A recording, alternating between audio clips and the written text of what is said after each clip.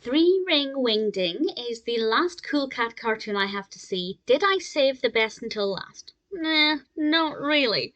This is a Warner Brothers cartoon from 1968, directed by Alex Lovy and written by Cal Howard, and Larry Storch provides the voices.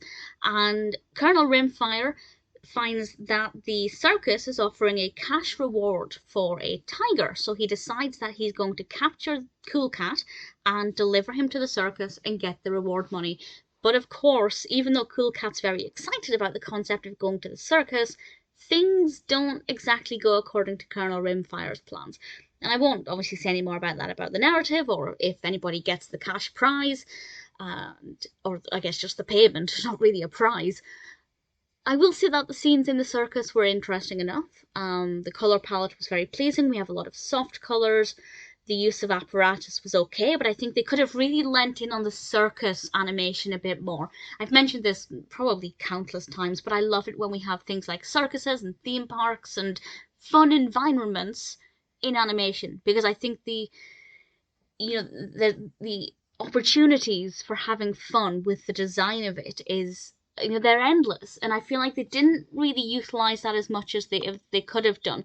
I feel like they went with a more plain and simple approach to the animation, which has its benefits, but for me personally, I would have preferred things to be a little bit more chaotic, a little bit busier, a lot more to look at, a lot more interaction with apparatus and various other things. Cool Cat was on top form. I rather liked him in this one. I say that because in the previous one I watched, the penultimate one, which was the B one, I feel like his performance as Cool Cat wasn't that interesting. But that's the only cartoon where that's been the case. Thankfully, he's back to his usual self in this one.